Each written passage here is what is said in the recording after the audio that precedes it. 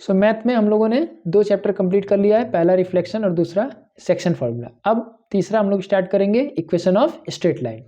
तो चलिए, सबसे पहला कॉन्सेप्ट है इसमें स्लोप, जिसको ग्रेडियंट भी बोला जाता है, और इसका रिप्रेजेंटेशन है एम से इसको रिप्रेजेंट करते हैं। तो इसके लिए हमारे पास 2 फार्मूला है स्लोप निकालने का। पहला फार्मूला है slope is equal to tan theta,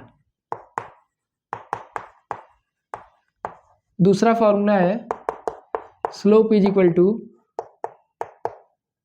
y2 minus y1 upon x2 minus x1।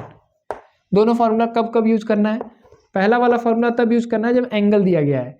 अच्छा, पॉजिटिव डायरेक्शन भी देखो जानना जरूरी है। मान लो कोई लाइन ऐसे ड्रॉ किया गया, तो यहाँ 2 एंगल बन रहा है, एक ये एंगल है, एक ये एंगल है। तो जो एंटी क्लॉकवाइज वाला एंगल होता है, ये जो हम लोग एंटी क्लॉकवाइज चलते हैं, एक्स एक्सिस से इस लाइन की तरफ जाओ एंटी क्लॉकवाइज, जो एंगल बनेगा उसी को हम लोग बोलते हैं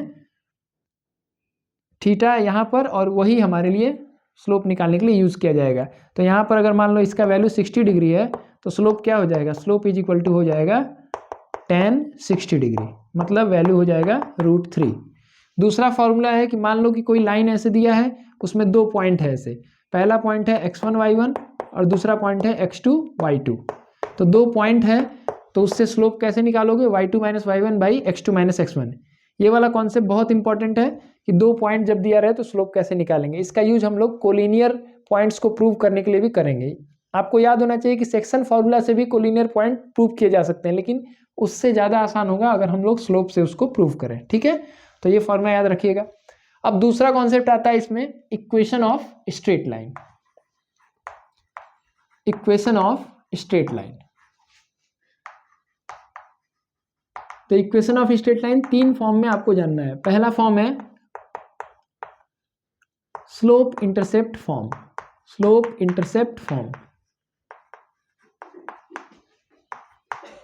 इससे पहले मैं आपको थोड़ा इंटरसेप्ट भी बता देता हूं क्या होता है। देखो, अगर ये हमारा कोऑर्डिनेट एक्सिस है x और y, और ये कोई लाइन है, दूसरे कलर से मैं बना दे रहा हूं, ये कोई लाइन है ऐसे, तो x एक्सिस को जितना यूनिट ये कट कर रहा है वो कहलाएगा x इंटरसेप्ट,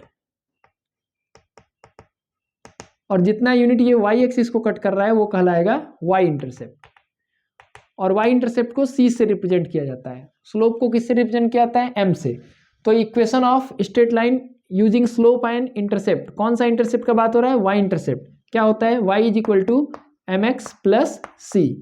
इसमें m क्या है? हमारा स्लोप है, और c क्या है? y इंटरसेप्ट है। तो अगर ये दिया रहेगा तो तुरंत हम इक्वेशन लिख सकते हैं। दूसरा फॉर्म होता है point slope form. Point slope form, एक पॉइंट मालूम है और स्लोप मालूम है, तो क्या फॉर्म होगा हमारा? y minus y1 is equal to m x minus x1। इसमें x1 y1 क्या है? पॉइंट है, दिया रहेगा कि एक लाइन है जिस पर ये पॉइंट प्रेजेंट है, तो x1 y1 क्या हो गया? पॉइंट है आपका, और m क्या है आपका? स्लोप है। ठीक है, और तीसरा फॉर्म है 2 पॉइंट फॉर्म, यानी 2 पॉइंट आपको मालूम है, तब आप कैसे स्लोप निकालेंगे, सॉरी इक्वेशन निकालेंगे। 2 पॉइंट फॉर्म, मान लो कोई लाइन है जिसका 2 पॉइंट आपको मालूम है, x1 y1 और x2 y2, ये आपको मालूम है, आपको इक्वेशन बताना है। तो क्या फॉर्म है इसका? देखो, इसी तरह से लिखो, बस m का वैल्यू ये रख दोगे, बस सेम वही है, m के जगह ये रख दोगे, बस इक्वेशन बन गया। y minus y1 is equal to m के जगह आप क्या रख दोगे? ये रख दोगे y2 minus y1 upon x2 minus x1 into x minus x1। लेकिन मेरी सजेशन मानोगे तो मैं यही कहता हूं कि इतना कॉम्प्लेक्स क्यों बनाना है? पहले आप m का वैल्यू निकाल लो इस फॉर्मूला से, और यहाँ पर आप उसकी वैल्यू रख दो और एक पॉइंट को यूज कर लो। तो ये यूज करने से अच्छा है कि आप ये वाले फॉर्म को यूज करिए, और अगर y इंटरसेप्ट दिया हुआ है तो ये वाला फॉर्म आप यूज कर सकते हैं। ठीक है, इंटरसेप्ट का आपको कॉन्सेप्ट मैं पहले भी बता चुका था कि अगर मान लो कि हमको किसी लाइन का इंटरसेप्ट दिया गया है, मान लो कि ऐसे एक लाइन है, ये हम लोग को मालूम है कि इसकी वैल्यू a है और इसकी वैल्यू b है, ये क्या है हमारा? x इंटरसेप्ट, और ये क्या हमारा? y intercept. तो इससे और क्या इन्फॉर्मेशन मिल रहा है? इससे ये इन्फॉर्मेशन मिल रहा है कि y इंटरसेप्ट अगर b है तो ये पॉइंट का कोऑर्डिनेट क्या होगा? 0 b, और x इंटरसेप्ट अगर ए है तो इस पॉइंट का कोऑर्डिनेट क्या होगा ए 0। तो अगर हम लोग किसी लाइन का दोनों इंटरसेप्ट जानते हैं यानी एक्स इंटरसेप्ट और वाई इंटरसेप्ट दोनों हम लोग को मालूम है तो उससे 2 पॉइंट हम लोग को मालूम चल जाएगा। और इस 2 पॉइंट जब मालूम चल जाएगा तो आप क्या निकाल सकते हैं स्लोप। और स्लोप जैसे निकल जाएगा उसके बाद ये वाला फॉर्म लगा दीजिएगा y - y1 = m mean slope into x - x1। तो अगर इंटरसेप्ट दिया है तो भी हम लोग इक्वेशन निकाल सकते हैं। अब छोटी छोटी बातें और भी जान लीजिए जो कि मैं पहले भी डिस्कस किया हूं। क्या, if A point lies on the line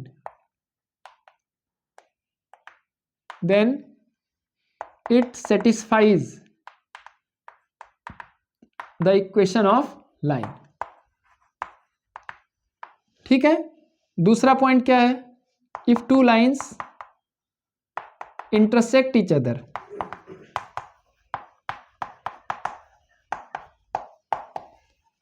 then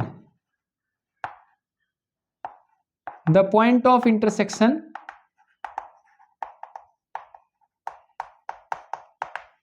lies on both the line। अगर दो लाइन इंटरसेक्ट कर रहे हैं इस तरह से तो जो पॉइंट ऑफ इंटरसेक्शन होगा वो दोनों लाइन पर होगा। जैसे ए बी है ये और ये पी क्यू है तो ये जो पॉइंट एम है वो एम ए बी पर भी है और पी क्यू पर भी है। इसका यूज क्वेश्चन करते समय हम लोग को होगा इसलिए मैं आपको बता रहा हूं। अब लास्ट 2 केस आपको जान लेना है। एक है कोलिनियर पॉइंट का क्वेश्चन हम लोग कैसे करेंगे स्लोप निकाल करके। तो फॉर कोलिनियर पॉइंट्स बहुत इंपॉर्टेंट है ये क्योंकि पिछले एक्सरसाइज में जो आप क्वेश्चन कर रहे थे वो लंबा मेथड था, यहां काफी जल्दी हो जाता है। फॉर कोलिनियर पॉइंट्स मान लीजिए कि ऐसे कोई लाइन है जिसमें 3 पॉइंट है ए बी और सी और हमको ये प्रूव करना है कि ये कोलिनियर है। तो कैसे प्रूव करोगे, स्लोप ऑफ ए बी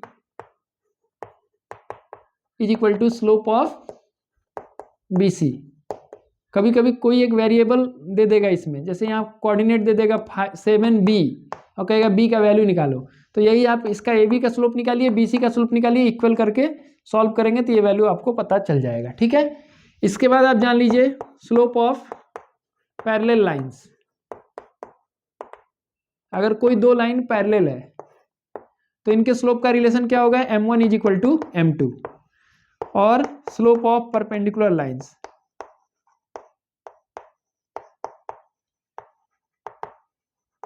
अगर कोई 2 लाइन परपेंडिकुलर है जैसे ये लाइन है और इस पर ये दूसरा लाइन है जो कि परपेंडिकुलर है तो इनका रिलेशन क्या होगा, m1 × m2 = -1। देखो जितना भी बात मैं बता रहा हूं ना ज्यादातर बच्चों को याद होगा ये चीज, लेकिन क्वेश्चन में अप्लाई करने हम लोग को आना चाहिए। ठीक है। तो ये जरूरी है कि आप कॉन्सेप्ट के साथ साथ क्वेश्चंस करें। जब क्वेश्चन करेंगे तभी जो है हम लोग क्या गलतियां कर सकते हैं, क्या गलती होगा, ये चीज हम लोग को मालूम चलेगा। तो अब हम लोग चलते हैं क्वेश्चन की तरफ। Thank you.